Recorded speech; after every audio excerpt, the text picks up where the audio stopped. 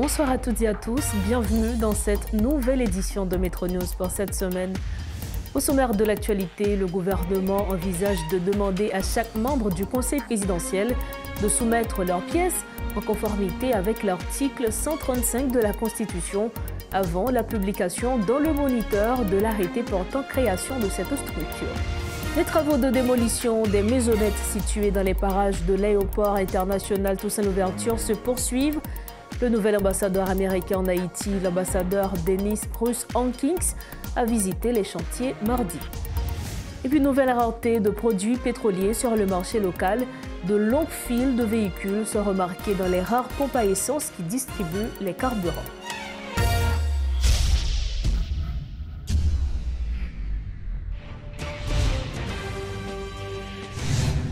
Bonsoir à tous, bienvenue au développement des titres de l'actualité. L'officialisation du Conseil présidentiel rencontrerait des obstacles au sein du gouvernement démissionnaire.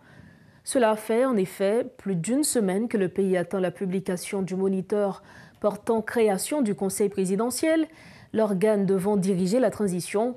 Le Conseil présidentiel est composé de 7 membres issus de différentes structures politiques et de la société civile. Compte tenu du vide constitutionnel relatif à une présidence collégiale, le gouvernement d'Ariel Henry aurait décidé d'élaborer le décret portant création du Conseil présidentiel. Par ailleurs, pour la prise de fonction officielle des membres de cette nouvelle entité, le gouvernement aurait demandé les membres désignés de répondre aux exigences de l'article 135 de la Constitution, soulignant que l'article stipule que pour être président, il faut être haïtien et n'avoir jamais renoncé à sa nationalité, être âgé de 35 ans accomplis au jour des élections, jouir de ses droits civils et politiques et n'avoir jamais été condamné à une peine afflictive et infamante, être propriétaire d'un immeuble au moins et avoir dans le pays une résidence habituelle, résider dans le pays depuis 5 années consécutives avant la date des élections, avoir reçu des charges de sa gestion si on a été comptable des deniers publics. Par ailleurs, le gouvernement américain exhorte les autorités haïtiennes à agir au plus vite pour officialiser le Conseil présidentiel chargé de diriger la transition jusqu'au 7 février 2026. Pendant ce temps, l'activité criminelle demeure. Le réputé chef de gang Jimmy Cherizier dit Barbecue réitère ses menaces contre les politiciens et les membres du secteur privé des affaires. Dans une vidéo circulant sur les réseaux sociaux, il met en garde les représentations diplomatiques à Port-au-Prince, celles de la France, du Canada et des États-Unis. Il leur incombe déjà la responsabilité de massacres annoncés. Et pour commenter l'actualité, avec nous, l'ancien ministre de la Justice, Maître Camille-Édouard Junior. Maître Camille-Édouard Junior, bonsoir et bienvenue à Métro News. Bonsoir Oswaldine, c'est un plaisir. Merci pour l'invitation. Merci encore à vous de votre disponibilité. Nous savons que depuis le 29 février principalement, nous assistons à une vague de violence, de tension dans le pays. Vous qui êtes ancien ministre de la Justice, comment pourrait-on expliquer cette vague de violence, Maître Camille-Édouard Junior? Bon, nous assistons à un triple chaos. Nous avons le chaos au niveau des rues, malheureusement. Nous avons le chaos au niveau des institutions. Je note que ce n'est que récemment qu'on a prolongé pour un mois la durée du mandat des conseillers à la Cour des comptes. Et nous avons un chaos au niveau constitutionnel parce que justement, nous avons extrapolé l'état d'exception qui a été prévu par notre Constitution en cas de vacances présidentielles ou de vide présidentiel. Malheureusement, on n'avait pas pris les mesures qu'il fallait et par anticipation. Aujourd'hui, nous assistons au délitement de l'État et c'est regrettable. Alors, certains imputent la responsabilité de ce qui se passe aujourd'hui aux acteurs politiques, à la communauté internationale, mais une chose est sûre, c'est que Haïti doit sortir du chaos. Et nous savons que le Conseil présidentiel qui aura pour mission de diriger cette transition aura pour principale tâche de rétablir la sécurité. Comment, selon vous, ce Conseil pourrait rétablir la sécurité?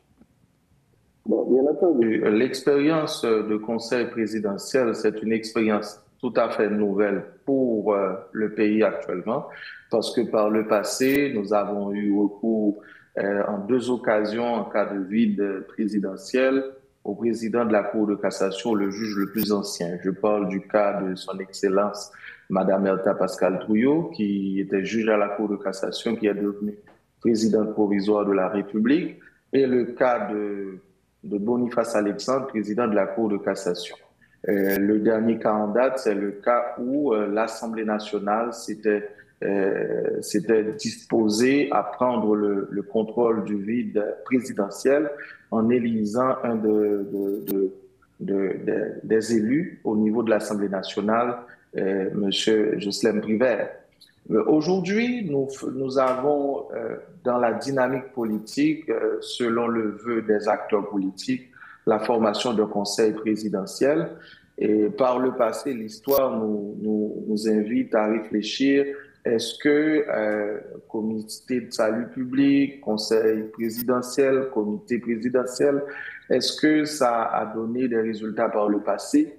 Nous devons de nous instruire de l'histoire, et d'autant plus que lorsque nous regardons l'accord politique en circulation, il y a beaucoup d'ambition pour peu de moyens et peu de temps également. C'est pour cette raison que je pense qu'on devait être prudent et mettre toute la chance du côté des institutions pour voir si on peut réussir là les pronostics ne nous donnent pas gagner malheureusement. Certains acteurs politiques parle effectivement de la désignation d'un juge à la Cour de cassation pour diriger cette transition au lieu d'un conseil présidentiel. Quel est votre avis par rapport à cela? La question, ce n'est pas de savoir si c'est un juge à la Cour de cassation ou si c'est un conseil présidentiel. Il revient à la Constitution haïtienne de dire ce qui est prévu.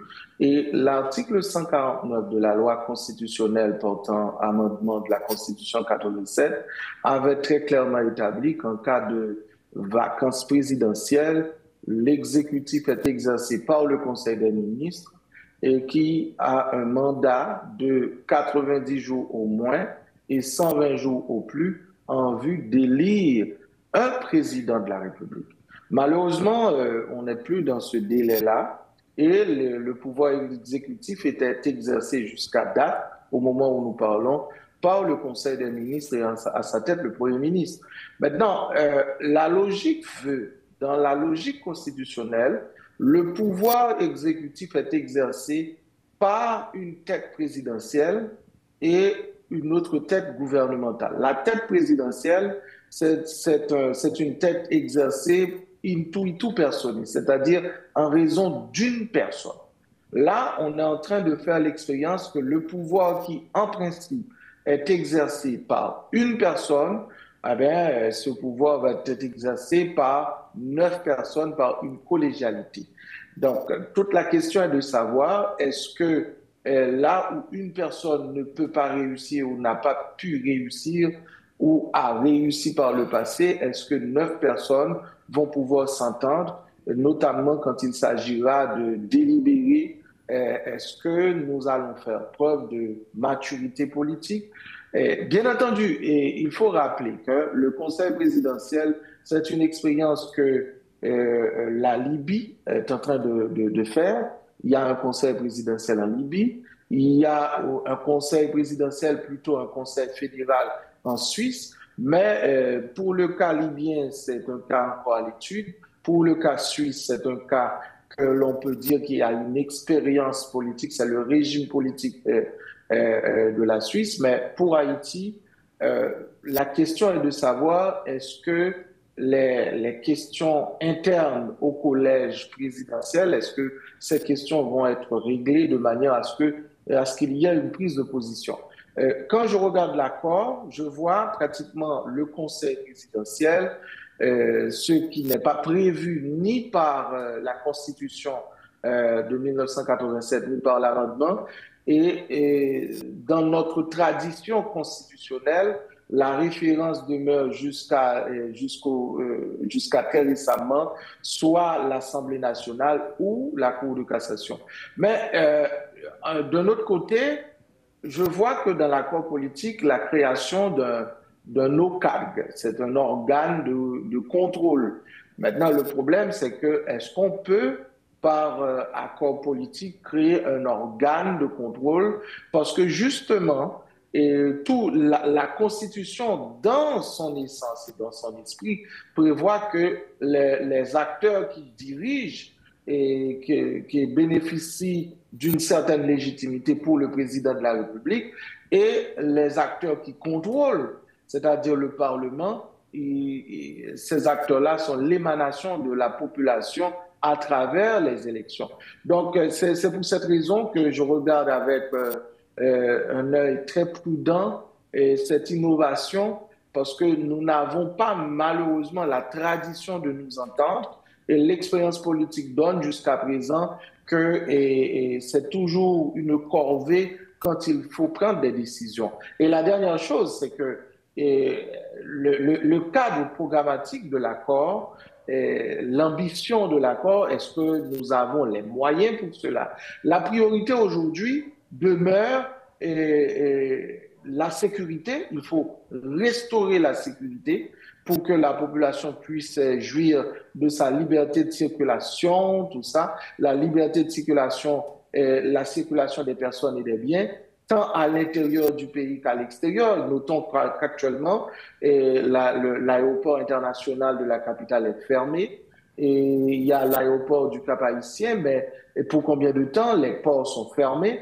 Donc, c'est un pays qui est fermé sur lui-même. Il faut restaurer la sécurité. C'est le point essentiel. Cependant, il faut revenir au souverain.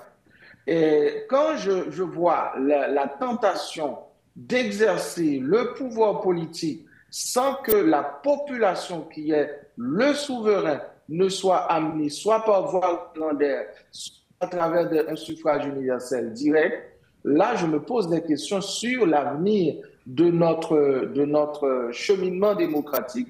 Parce que là, le souci de durer dans l'exercice du pouvoir politique sans avoir la sanction de la population, ça, c'est une source majeure de préoccupation. Il faut revenir à la population, il faut l'organisation rapide des élections, une fois que la sécurité est rétablie, pour que la population puisse délibérer sur les personnes qui décident de son avenir et sur les progrès ou l'action politique qui doit être entamée pour le bonheur du peuple haïtien. Maître Camille, comme dernière question toujours concernant le Conseil présidentiel, du moins la mise en place du Conseil présidentiel, le Conseil des ministres a demandé de voir les dossiers des membres composant ce Conseil avant même leur nomination. Pour terminer, quel est votre avis par rapport à cela? Puisque selon plus d'un, selon certains observateurs, c'est une manœuvre utilisée par le gouvernement démissionnaire pour rester plus longtemps au pouvoir. Il faut être très sérieux dans la démarche. Jusqu'à présent, au moment où nous parlons, il y a quand même un exécutif en Haïti. Évidemment, on peut critiquer sa léthargie, son inefficacité, mais il y a un pouvoir exécutif qui est exercé par ce Conseil des ministres. Et s'il faut une délibération par le Conseil des ministres, il va de soi que le Conseil peut demander ou solliciter tout élément est susceptible d'aider à sa prise de décision. La question maintenant, c'est de savoir est-ce que la décision va être une décision juridique, une décision constitutionnelle, ou est-ce que ça va être une décision politique et à ce moment-là, seuls les rapports de force pourront déterminer la suite des choses. Merci infiniment à vous, Maître Camille Edouard Junior. Merci beaucoup. Voilà, c'était avec nous Maître Camille Edouard Junior. Il était notre invité pour commenter l'actualité. On le rappelle, il est ancien ministre de la Justice et notamment avocat. Autre point de l'actualité, des automobilistes dénoncent la rareté persistante du carburant dans les stations-service, une situation qui entraîne de longues files dans les pompes à essence et la fluctuation des prix sur le marché parallèle. Plongés dans le désarroi, ils soulignent la nécessité d'une action immédiate pour résoudre ce problème. Suivez ce reportage de Réti Fortuné et de Guitry Choisy. La présence de camions-citernes dans cette station-service traduit une disponibilité apparente de carburant. Ici, les prix des produits pétroliers sont conformes à ceux fixés par le gouvernement démissionnaire en juillet 2023. Très peu de véhicules font la queue et l'ambiance semble normale. Pourtant, faire le plein reste un véritable défi pour les chauffeurs de taxi et autres propriétaires d'automobiles. Vous achetez là, machine achetez là, oui. Et $2000 vous payez un double là. Machine diesel moi plus point là. Va quitter galon à terre. Eh, galon ça va. La priorité est accordée aux revendeurs munis de barils de stockage et de bidons jaunes. Le commerce parallèle prend de l'ampleur à la faveur d'une forme d'alliance entre les détaillants et responsables de stations-service, ce qui provoque un véritable marché noir sur les trottoirs et occasionne la congestion des pompes. Certains revendeurs témoignent. Là, il n'y a pas de petit vaisseau là. Petit vaisseau, ça c'est difficile. Si tu n'as pas ta coupe double, on peut combien de cap pour le monde. Mais c'est eux-mêmes qui font un gaz d'achat à terre comme ça. Parce qu'ils ont plein de double. Après, quand ils ont plein, soit plein double, soit ça fait $6,820. Plus soit pas $2,000 encore. La difficulté à se ravitailler en carburant dans les pompes tend à forcer les automobilistes à avoir recours quotidiennement au marché parallèle, malgré les coûts élevés. Si de leur côté, les détaillants déclinent toute responsabilité, les clients pointent du doigt le dysfonctionnement croissant de toutes les institutions du pays comme favorisant ce glissement vers l'informel. Les latés, ils doivent venir à $300, $250 à terre. Ils ont filtré gaz à boulot. Quand on a augmenté pour un galon, c'est-à-dire qu'elle n'a pas plan dévaloriser pour faire plus de bénéfices au vendre dans l'arrière. Zoulan là, 1000 gouttes de fait payer 100 galon gaz ça là. Pour mal faire un petit travail, il faut manger. Oui, je fais check là, même pas gagner non plus. Je pas bailler. Sauf que il trop cher. Il trop cher, ça veut dire ça me besoin faire, une pas pour ça me besoin faire. Tout cela se passe sans que le gouvernement démissionnaire ne réagisse, ce qui condamne la population à trouver ses propres solutions. Ce problème semble appelé à perdurer dans le contexte de désorganisation croissante en raison de l'insécurité et de la fermeture du pays depuis plus d'un mois. En outre, le détournement récent d'un cargo qui prenait la direction du Cap-Haïtien par des bandits pourrait inciter les tankers à déserter Port-au-Prince et perturber durablement les approvisionnements du pays en produits pétroliers. Des citoyens de la commune de Delma ne cachent pas leur inquiétude face au dernier développement de l'insécurité dans la commune. Les tirs-de-rire entendus régulièrement suscitent une angoisse permanente chez eux, dénoncent-ils. Préoccupés par la présence permanente de bandits dans des zones de plus en plus proches, ils appellent à des dispositions pour éviter que cette commune ne tombe sous le contrôle total des gangs. Reportage Richie Fortuné et Guitry Choisy. Nous sommes à quelques mètres du carrefour de l'aéroport. Des petits commerçants sont bien présents sur le trottoir. Des véhicules de transport en commun font le plein de passagers pendant que des passants tentent de vaquer à leurs activités. Tout se déroule dans une ambiance apparemment normale. Pourtant, il y a moins de 24 heures, cet espace a été une fois de plus le théâtre d'un affrontement entre gangs et policiers. L'insécurité qui s'étend actuellement préoccupe justement les personnes rencontrées sur place. Moi-même comme jeune garçon entrepreneur, moi j'ai deux entreprises qu'on a fonctionné avec, tous les deux fermées. Donc ça dit que yo n'ont pas fonctionner parce que yo étaient dans un milieu que y a bandits envahis. Et j'ai environ de 37 jeunes qui qu'on a travaillé dans le restaurant. Donc ça dit toutes jeunes ça même yo éparpillés, ça quand province, ça mourir, ça prend balle, ça cap dormir kay moun, ça qui infecté par des maladies dans le camp. C'est avec un sentiment de désespoir que nous vivons dans le pays d'Haïti, je veux dire. Parce que dans le temps avant, l'année qu'on a vu Port-au-Prince, donc quand on a sorti en province, je suis arrivé à Port-au-Prince à 11h du soir, je suis rentré là à Delma 24, sans problème. Donc ça n'est pas arrivé en pile temps là, dans 2-3 ans là, le pays a détérioré, nous tombons dans un véritable chaos. La menace des gangs est devenue peu à peu une réalité et les habitants de la commune sont désormais constamment sur le qui-vive. Ces derniers jours, nombre d'entre eux ont été témoins de scènes de pillage orchestrées par les bandits. Face à l'ampleur de la violence, ils déplorent d'être livrés à eux-mêmes et se plaignent de n'avoir aucune alternative. Chaque jour, je me lève, chita dans Kaila, attendre des bribales, c'est vraiment dérangeant. La population a trouvé dans une situation côté que les obligés à jouer les cartes de prudence. Imaginez tout le monde qui était à Delma, il couru dans 33. Mais nous-mêmes, Nous pas qu'à monter en les Pétionville parce que Pétionville qui a un problème, Badelma a un problème, nous-mêmes nous dans mi-temps. Donc si on est arrivé, c'est mourir, nous obligés de mourir là, nous pas gagner un café. C'est la peur au ventre que ces citoyens vont travailler quotidiennement. Pire, le stress provoqué par la pression subie dans les rues ne cesse pas quand ils rentrent chez eux. Ils évoquent leur calvaire à chaque fois que retentissent des rafales au loin et l'influence de cette situation sur leurs activités. Oh, mais là, si nous disons que pratiquement, étant donné que devant base BIM dans Clessine, c'est vraiment un désert parce que presque pas fréquenter à cause de l'insécurité. De toute façon, ça arrive que je vais rentrer là quand même. Actuellement, je vais rentrer là quand même. C'est une inquiétude qui là quand même. D'ailleurs, toute la route là, mon là quand même commence à brûler pour demander est-ce que brûler parce que l'insécurité est vraiment difficile dans le pays. J'ai 78 ans, je suis 79 ans. Première fois que je vis, j'ai décidé comme ça. Si je respecte tout, je respecte tout. Quand je suis là, je suis douleur dans le centime, dans le dépi, je suis marché, c'est tout, tout. Les bandits ne cessent d'étendre leurs tentacules sur la région métropolitaine de Port-au-Prince. La violence a déjà atteint des niveaux records et continue de faire tache d'huile. Les statistiques de l'insécurité sont alarmantes et confirment la sombre réalité à laquelle la population haïtienne fait face. Bienvenue à Port-au-Prince, une ville en proie au chaos dont les citoyens sont constamment sous la menace des gangs et peuvent être victimes à n'importe quel moment d'une balle perdue. Autre nouvelle, la coordination du parti politique Petite Dessalines souligne que la décision prise par Moïse Jean-Charles d'envoyer un membre au sein du conseil présidentiel est d'ordre politique. C'est la meilleure décision à prendre dans ce contexte sociopolitique. Le pays ne peut plus continuer sur cette voie de discorde. Il est impératif qu'une issue soit trouvée à la crise.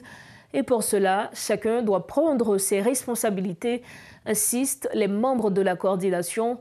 Depuis son revirement, Moïse Jean-Charles garde le silence selon les constats et les partisans tentent de justifier sa dernière position. Reportage signé Rodolphe Pierre-Louis. L'entendez 9 membres dans le conseil là.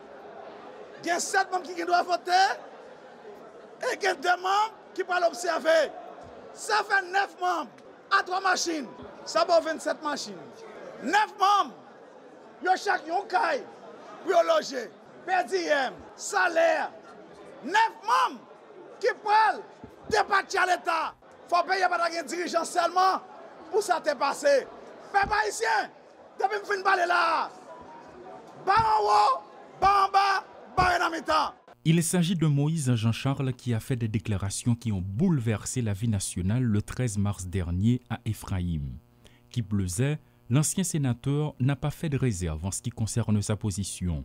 Moins de 2 semaines après, c'est ce même Moïse Jean-Charles qui a fait un revirement spectaculaire. La diplomatie politique, ça peut permettre que, ou disons bagage aujourd'hui, demain qu'on rétracte de son côté d'IA, c'est seulement dit les imbéciles en quelque sorte qui ne changent pas. Depuis, personne n'a entendu le leader de Petite Dessalines. Par contre, stratège qu'il est, il mobilise ses troupes pour le représenter sur la scène politique. Il y a pile monde qui parlait de revirement de Moïse Jean-Charles qui a quitté le premier conseil présidentiel que il a formé. La joindre CARICOM. Question nous capable de poser dans ça, c'est pour qui ça on fait politique. Désormais, un représentant de Petite Dessalines est au sein du conseil présidentiel. Et des partisans de l'ex-sénateur du Nord le présentent comme un stratège politique parce que sa dernière décision est d'ordre politique. Avec coordination, nous avons insisté pour le sénateur à faire choix ça. Conférence de presse ça, a pour but pour apporter, pour porter soutien sans faille, non équivoque, total et absolu à la décision politique du parti Petite Dessalines d'intégrer le conseil présidentiel CARICOM. Ce revirement spectaculaire fait par Moïse Jean-Charles provoque de plus en plus de réactions en sa faveur sur la scène politique. Déjà 2 partis ont pris la parole pour tenter de le justifier. En communication, les mots comptent certes, mais les actions en disent long. Rappelons que le sénateur du Nord avait ce même discours extrémiste contre le gouvernement en place avant le 18 mai 2023. Pourtant, la fête du drapeau a été célébrée au Cap-Haïtien par le Premier ministre Ariel Henry à l'époque et même un coup de feu n'a pas été signalé. Quelques mois plus tard, Moïse Jean-Charles a disparu des radars politiques. Certains se questionnaient sur son silence et brusquement, il est réapparu. Une fois de plus, il observe le silence et nul ne sait à quand sa prochaine sortie. Certains affirment que c'est l'homme du silence après chaque position spectaculaire. Nous mettons un terme à ce journal, mais avant de partir, voici le rappel des titres à la une de ce soir. Le gouvernement envisage de demander à chaque membre du Conseil présidentiel de soumettre leurs pièces en conformité avec l'article 135 de la Constitution avant la publication dans le moniteur de l'arrêté portant création de cette structure. Les travaux de démolition des maisonnettes situées dans les parages de l'aéroport international de Saint-Louverture se poursuivent. Le nouvel ambassadeur américain en Haïti, l'ambassadeur Denis Bruce Hankins, a visité les chantiers mardi. Et puis, nouvelle rareté de produits pétroliers sur le marché local. De longues files d'attente de véhicules sont remarquées dans les rares pompes à essence qui distribuent le carburant. C'est ainsi que s'achève cette édition de Métro News. Merci infiniment à vous, chers téléspectateurs, de l'avoir suivi.